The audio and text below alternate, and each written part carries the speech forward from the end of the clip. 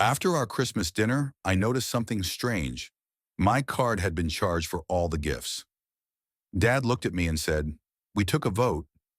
You don't have kids, so it made sense for you to cover the ones who do." My hands trembled as I reached for my phone and said, "Well, in that case, you're really going to enjoy what's about to happen." He chuckled like it was some harmless joke. But the next day, my phone was lit up like a fire alarm. 53 missed calls. My cousins were in full meltdown. Mom was pleading, and even Dad was calling me nonstop, begging me to stop. I could barely process it. "You've got to be kidding me," I muttered, hand frozen midair, still holding my fork. I had quietly checked my phone under the table earlier that night. At first, I assumed it was a technical glitch. Over $3,600 charged to my credit card that morning. But then the transaction details loaded. Department stores, toy retailers, online gift sites. Every single gift. All of it. I whispered, "Who did this?" But it sliced right through the rustling of wrapping paper and the lazy hum of off-key Christmas music in the background. Dad looked up from his wine glass, way too casual, like I just asked him whether the turkey was a bit dry. With a perfectly straight face, he said, "We voted. You don't have kids, so you should pay." I blinked in disbelief. Was this even real?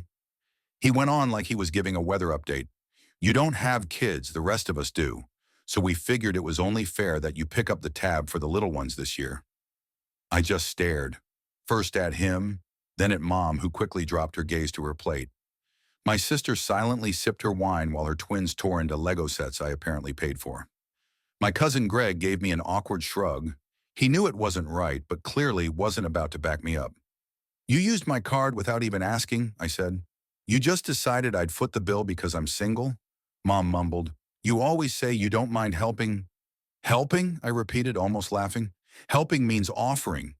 What you did was shady, premeditated." "Don't make such a big deal out of it," Dad said, brushing it off. "It's just money. You've got enough." My heart was pounding so loud I could barely hear them over the rush in my ears. I looked around the table. 12 people, half of whom hadn't said a word to me all year unless they needed a favor or a loan. And now they'd come together, silently agreeing I should finance their holiday. Like I was being punished for not having children. "You've got to be kidding me," I said, standing up. "Sit down," one of my cousins barked. "Don't kill the vibe. The kids are enjoying themselves." "Oh, I won't kill the vibe," I said calmly, reaching for my phone. "I'm going to shut the whole thing down." Dad raised an eyebrow. "What's that supposed to mean?" I locked eyes with him. "It means you're really going to love what's coming." And he laughed. Actually laughed. Like I was bluffing. Like I didn't have the nerve to finally do what I should have done years ago. But he wasn't laughing the next day, because that's when my phone exploded. 53 missed calls, cousins in chaos, Mom crying, and Dad, yes, even Dad, pleading with me to undo what I'd done. But it was too late. I'd already pressed send. And there was no rewind button. You don't just wake up one morning and realize your family sees you as a walking wallet. No, it creeps in quietly, slowly, like a leak hidden beneath the floor. By the time you notice the rot, the entire structure's already collapsing. For me, it started years ago, right after college, when I landed my first job in tech. It wasn't anything wild, just stable work, a steady paycheck that didn't bounce, and health insurance that actually covered things. Meanwhile, my sister got pregnant at 23 and moved back in with our parents. My cousin Brandon quit grad school and spent the next 7 years figuring things out. My parents always chalked it up to tough times. And me, I was the one who had it together. That's what they'd say every time. "You're doing fine. You don't need much," Mom used to tell me, wearing that soft, almost condescending smile. "You're lucky." "You should spread that luck around," Zoe once said, taking a rent check from me to cover her son's place. At first, it was little things, school supplies, gas money for a job interview, chipping in for a birthday present I never even agreed to. But then it became routine. When my brother Trevor lost his job, I covered his rent. 6 months, no questions. When my cousin Zoe decided to start a business, I paid her Shopify fees and even bought her whole first batch of inventory. She sold 2 items, Never brought it up again. Then Uncle Martin had a health scare. No insurance. Guess who paid the hospital bill? Yeah, me. And I didn't even complain. Not at first. I kept telling myself, this is just what family does. But here's the thing. Real family doesn't hand you the blade and act like the bleeding is your gift to them. They drained me, and I let them. The worst part, they made it seem like they were doing me a favor. You get the joy of helping. Your name's on the group card. That's something special. Don't take it so seriously, we're family. Not once did anyone say thank you. It wasn't just about the money. It was the time, the effort, the constant emotional pull. I became the go-to babysitter, the emergency number, the someone will help fallback. One Christmas Eve, I had the flu. I texted Mom to let her know I couldn't come. Her response? Okay, but can you still send the gifts? The kids are counting on you. I remember sitting on my bathroom floor, wrapped in a blanket, lightheaded and shivering, wondering, do they only notice me when there's a price tag attached? But the moment everything truly shifted, the one that started the unraveling, it happened 3 months before that Christmas dinner. I took my niece to the bookstore and told her she could pick out whatever she wanted. An hour later, and $150 down, she left with art supplies, hardcovers, and a giant stuffed sloth she named Slumpy. She was glowing. I felt good too, until I dropped her off. Where'd Slumpy come from? My sister asked. I smiled. We picked it out together today. She frowned. You're spoiling her. You think being the fun uncle is about flashing money? I blinked. What? She scoffed. Maybe spend less on toys and more on developing a personality. It hit me so hard I almost laughed. I gave my whole weekend to her kid. Time I could have spent relaxing, dating, actually living, and instead of a thank you, I got mocked. Like being kind made me some kind of joke. That's when the mask slipped. Not theirs, mine. I finally saw them for what they were. Takers wrapped in the costume of loved ones. Guilt artists, masters of entitlement. They didn't respect me. Hell, I don't even think they liked me. I wasn't family. I was funding. And then December rolled in. The family group chat lit up in mid-November with Christmas planning. Guess who was expected to host? Guess who was supposed to buy all the gifts? Again? Play Santa? Again? I swore this time I'd say no. I was done. But then Dad texted me directly. You're so good at this stuff. Why not just handle the presents again? We'll square things up later. Funny thing, last year no one squared anything. Same with the year before. So I replied, blunt and to the point, only if we agree in advance who's paying. He left me on red. Didn't say a word for 3 weeks. I figured maybe they'd finally understood. Spoiler, they hadn't. They just used my backup card instead. A card I gave my mom years ago. Emergency use only. She kept the number. And apparently, she shared it. Because the statement that came through, purchases from 5 stores, none of them near her. She didn't buy a thing. They bought everything. And when I confronted them at dinner, they laughed. Dad said it like it was a town hall decision. We voted. You don't have kids, so you should cover the ones who do. Like that was normal. Like I didn't have a right to say no. And in that moment, it landed. They weren't kidding. They genuinely believed it. In their minds, I existed to absorb their stress. Because I didn't have a family, I somehow owed a tax to those who did. My time, optional. My peace, expendable. My finances, always available. So when I stood up from that table and said, you're going to love what comes next, they didn't even blink. Dad laughed. Because to him, I was bluffing. I always had been. That night I barely slept, not from guilt. I hadn't reached that phase yet, but I wasn't at peace either. I was just wide awake.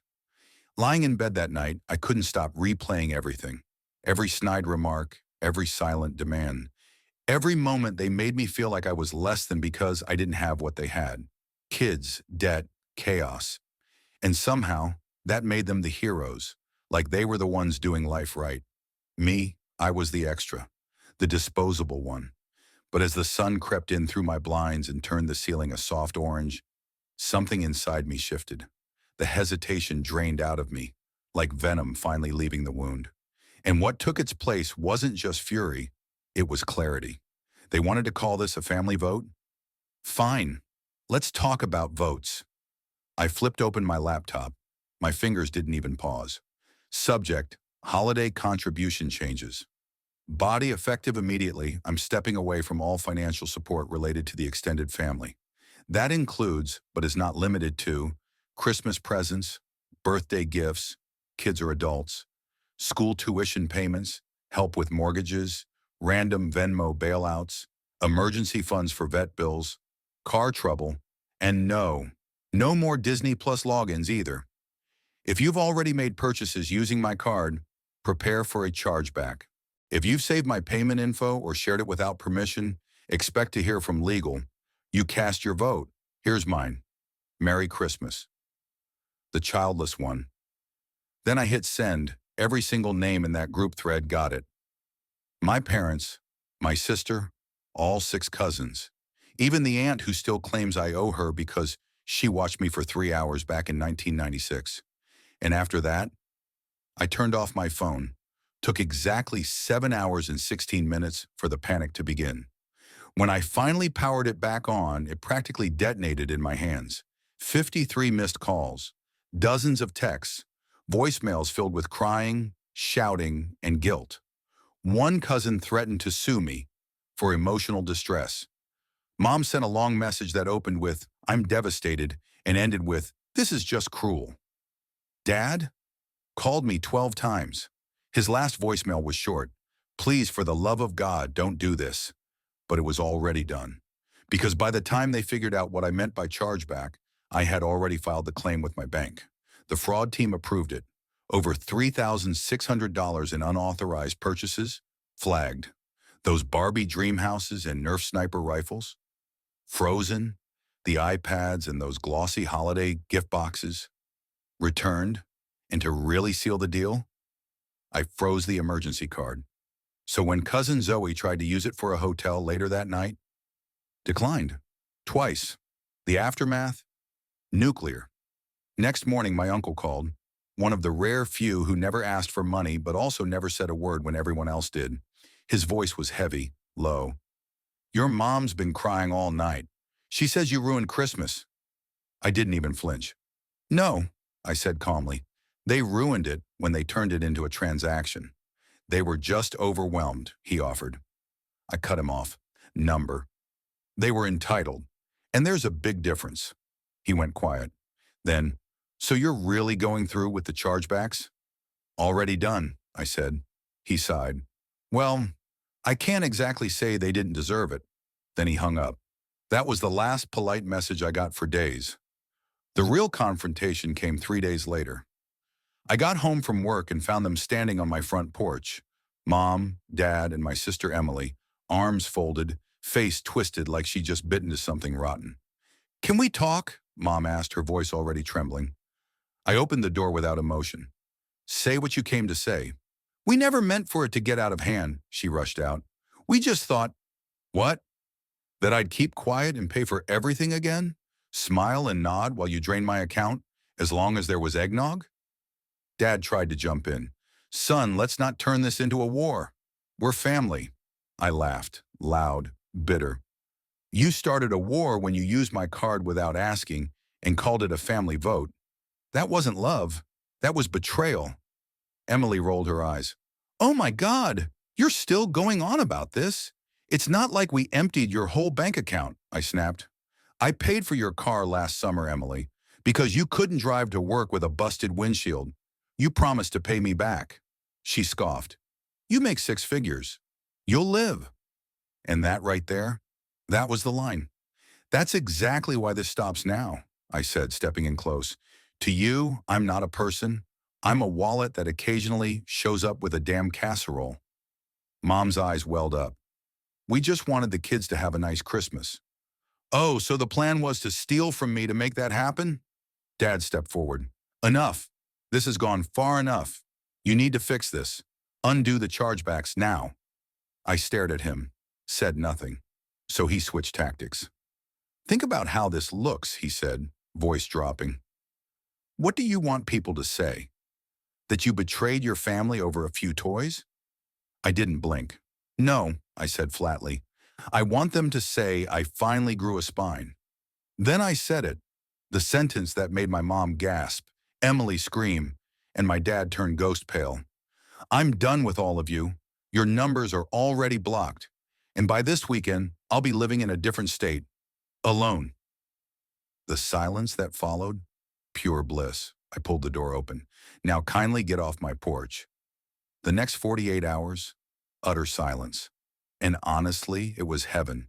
No missed calls, no guilt-ridden texts dressed up as family check-ins. Just air, just space. For the first time in years, I could actually breathe. I sat on the floor with a hot cup of coffee, a Spotify playlist humming in the background, and it hit me. I wasn't holding anyone else's chaos anymore. No emergencies, no crises to fix, no bills hanging over my head that weren't mine. Just me, in peace. But I know how my family works. They don't just accept losing their favorite donor. By day 3, they started crawling back. In the only language they speak, manipulation. Maybe we should talk like adults. Your mom's been sick with worry. This what you wanted? The kids miss Uncle Ghost. I read the messages, didn't respond, because I knew they didn't miss me. They missed what I gave them. But then something unexpected happened. A text from Brandon, my cousin. I messed up. Can we talk? I ignored it. An hour later, he was at my front door, and he looked different. No hoodie, no eye bags, no sarcasm. He wore a blazer. His hair was brushed. He even had on a watch, like he was cosplaying as someone who had it together. I enrolled in some online marketing courses, he said. Been working with a friend on a project, trying to get my life on track. I didn't say a word. I was jealous of you, he admitted. That's why I lashed out. You had calm, no mess, no kids, no screaming in your ear 24/7, and I hated you for it. I tilted my head. So, are you here for money? No, he replied fast. I came to say, I'm not living in your shadow anymore. For a split second, I actually believed him.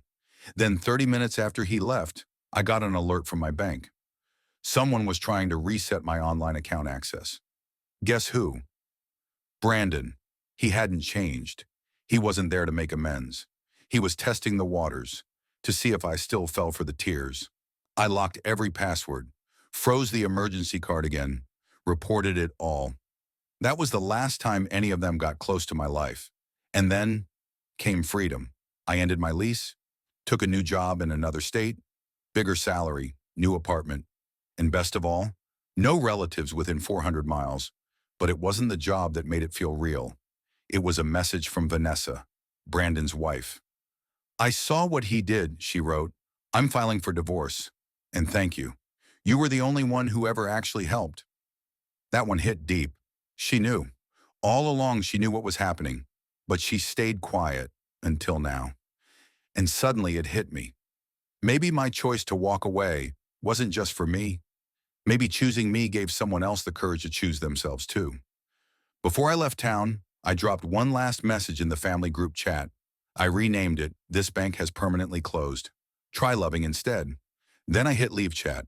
And as I drove off, my car packed to the ceiling, windows down, music blaring, I smiled. I was alone. But for the first time in my life, being alone didn't feel like exile. It felt like freedom. It's wild how quiet life becomes when you finally cut off the people who never really heard you in the first place. After the move, after I changed my number, blocked every contact, I waited. Not out of fear, out of habit, but the silence that followed wasn't lonely. It was liberating. No more texts saying, can you just spot me this month? No more guilt bombs wrapped in performative concern. No more names flashing on my screen only when their financial fire needed putting out. Gone. All of them. Not just out of sight, cut off. And for the first time in my adult life, I wasn't tethered to anyone else's survival. For the first time, I was living only on my terms. The apartment?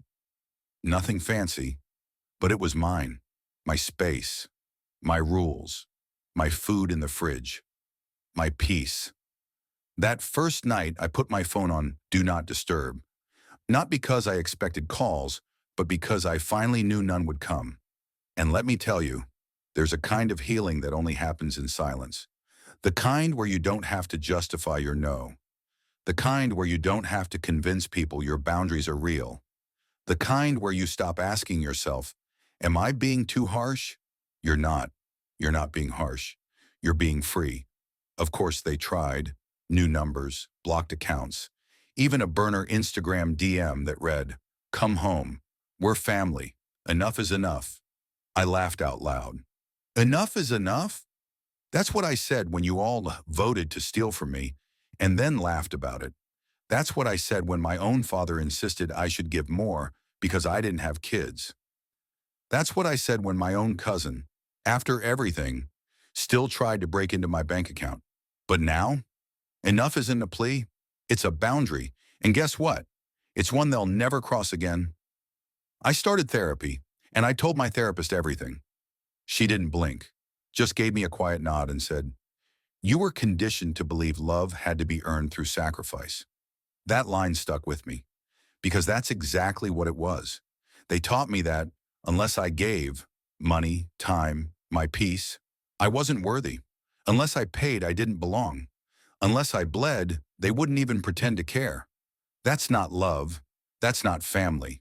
That's control. And I broke free. People ask me now, do you ever regret cutting them off? Not even for a breath. What I do regret? Not doing it sooner. I regret every birthday party I funded without an invite. Every time I dropped everything to race across town because someone forgot to pay their electric bill. I regret being the one who remembered every cousin's kid's birthday while they forgot mine year after year. I regret letting them flip the narrative, convincing me I was the selfish one. But no, I don't flinch anymore. They made their choice when they saw me as useful, not loved. They cast their votes. And now so did I. Unanimous. Cut off.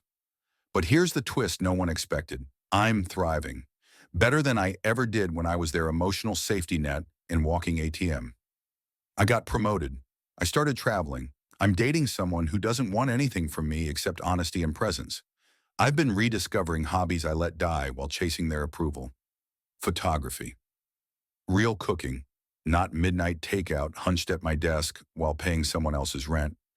And I adopted a dog. Her name is Balance. She's calm, loyal. She expects nothing from me but love, which frankly is more than I can say about most of my relatives. And just when I thought the book was closed, I got a message, unknown number. "He's out. We're getting divorced. Just thought you should know." It was Vanessa, Brandon's ex-wife. She finally left him. Turns out my brother's transformation was temporary. She told me later, he spiraled, lost the job, started drinking, burned through whatever money he had left, and yes, he was still trying to access my old bank info, even after being caught. "You were the only one who ever saw the truth," she said. "I didn't believe you back then, but I do now." That's when it really hit me. This wasn't just about cutting ties. It was about refusing to carry the lie. Sometimes when you walk away, you don't just save yourself. You hold up a mirror. You help someone else finally see. I didn't lose a family. I escaped a scam. So when people ask, "What happened with your family?" I smile. And I tell them, I used to be the one who paid for Christmas. Now I'm the one who finally saved myself from it. And I wouldn't trade that freedom for anything.